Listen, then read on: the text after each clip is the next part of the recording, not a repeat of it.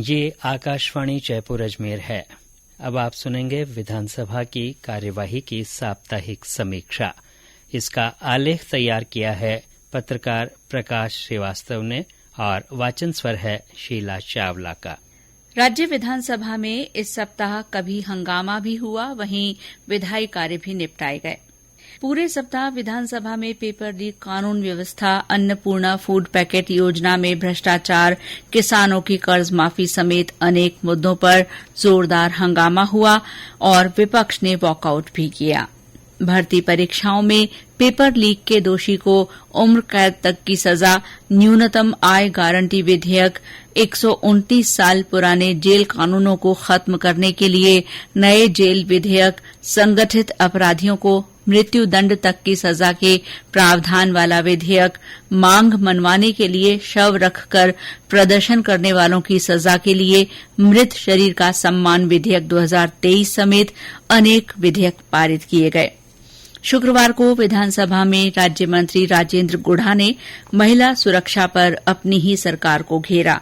विधानसभा अध्यक्ष डॉ सीपी जोशी प्रश्नकाल के दौरान कुछ प्रश्नों के जवाब को लेकर असंतुष्ट नजर आए और उन्होंने मंत्रियों को सलाह भी दी। कई बार प्रश्नकाल के दौरान सदन में मौजूद नहीं रहने वाले पक्ष और प्रतिपक्ष के विधायकों के तारांकित प्रश्न भी स्पीकर डॉ जोशी ने स्वयं ही पूछ लिए। विधानसभा में सोमवार का दिन सुबह से ही हंगामेदार रहा।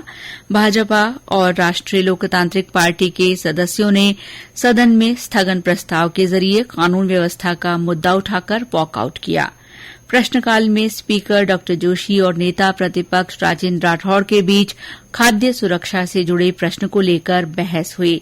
श्री राठौड़ को प्रश्न पूछने से रोके जाने पर विपक्ष ने वेल में आकर नारेबाजी की और प्रश्नकाल का बहिष्कार किया। इसके बाद संयम लोढ़ा की जोधपुर बलात्कार प्रकरण में भाजपा पर टिप्पणी से माहौल गर्मा गया। सोमवार को 3 विधेयकों, Mahatma Gandhi institute of governance and social sciences विधेयक, राजस्थान विश्वविद्यालयों के अध्यापक अस्थायी अध्यापकों का आमेलन संशोधन विधेयक और राजीव गांधी फिनटेक डिजिटल संस्थान विधेयक पर चर्चा हुई और उन्हें ध्वनिमत से पारित कर दिया गया। मंगलवार को कार्यसूची में शामिल सभी 22 प्रश्नों पर चर्चा हुई।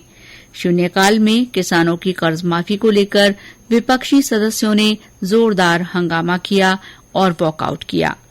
प्रश्नकाल से लेकर शून्यकाल तक सत्ता पक्ष और विपक्ष के सदस्यों के बीच कई बार तीखी तकरार देखने को भी मिली।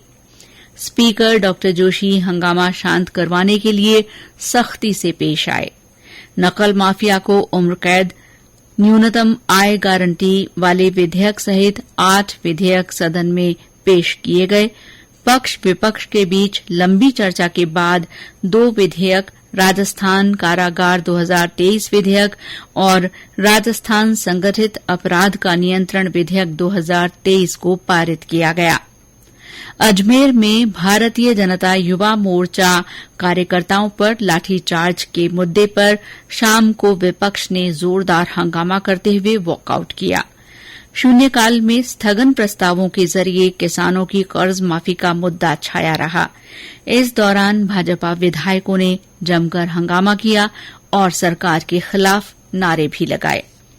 बुधवार को सदन की कार्रवाई शुरू होते ही भर्ती परीक्षाओं में पेपर लीक और जोधपुर के ओसियां हत्याकांड पर हंगामे की स्थिति बन गई। भाजपा ने पेपर लीक मुद्दे पर जमकर हंगामा किया और नेता प्रतिपक्ष राजेंद्र राठौड़ के नेतृत्व में सदन से वॉकआउट किया। भाजपा विधायक वेल में आ गए और उन्होंने सरकार विरोधी नारे लगाए। कांग्रेस विधायक दिव्या मदेरणा ने स्पीकर से आग्रह किया कि जोधपुर के ओसियां हत्याकांड पर वे कुछ बोलना चाहती हैं, लेकिन स्पीकर डॉ सीपी जोशी ने प्रश्नकाल के नियम कायदों का हवाला देते हुए दिव्या मदेरणा को बोलने की इजाजत नहीं दी।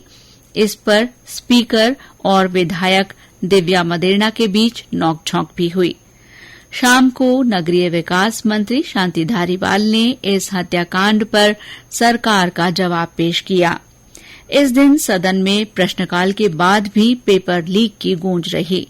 नेता प्रतिपक्ष राजेंद्र राठौड़ ने स्थगन के जरिए ये मामला उठाया। आरपीएससी को भंग करने और पेपर लीक प्रकरणों की सीबीआई से जांच करवाने की मांग को लेकर भाजपा विधायक वेल में पहुंच गए और बाद में उन्होंने सदन से बहिर्गमन किया।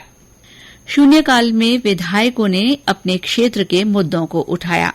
चर्चा के बाद राजस्थान राज्य मेला प्राधिकरण विधेयक 2023, राजस्थान विधियान निरसन विधेयक 2023, राजस्थान सहकारी सोसाइटी संशोधन विधेयक और राजस्थान विनियोग संख्या 3 विधेयक सदन में पारित किया गया। गुरुवार को 15वीं विधानसभा की 144वीं बैठक होते ही मौजूदा विधानसभा भवन में इतिहास रच गया। दरअसल 1990 के बाद पहली बार इतनी बैठकें हुई हैं। गुरुवार को विधानसभा ने मृत शरीर का सम्मान विधेयक 2023 पारित कर दिया।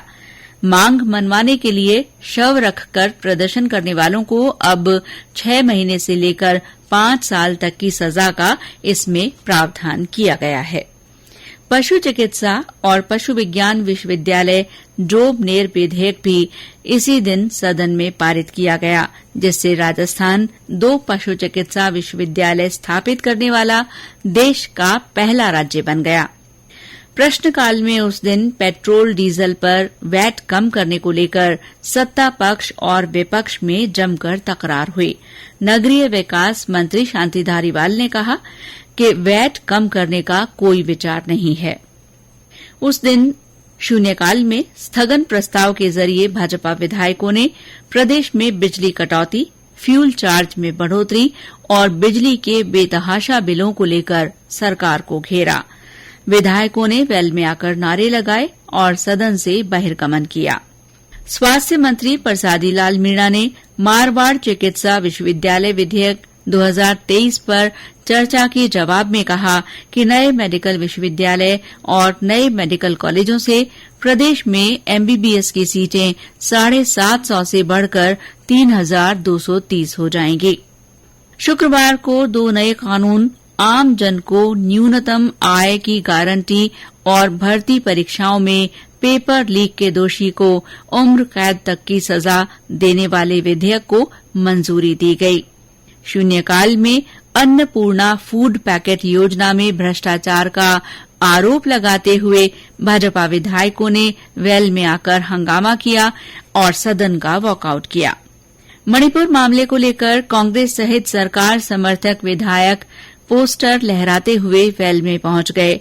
इसके जवाब में राजस्थान में महिला अपराध की स्थिति को लेकर विपक्षी सदस्य भी वेल में चले गए। विधानसभा में सैनिक कल्याण राज्य मंत्री राजेंद्र गुढ़ा ने महिला सुरक्षा में विफलता को लेकर अपनी सरकार को घेरा। प्रश्नकाल के दौरान विधानसभा अध्यक्ष डॉ सीपी जोशी ने मंत्रियों को नसीहत दी कि जब 2 विभागों से जुड़ा मामला हो तो जो मंत्री सदन में जवाब दे रहे हैं वे दूसरे विभाग की जानकारी भी रखें। विधानसभा की कार्रवाई अब 24 जुलाई सोमवार को फिर शुरू होगी।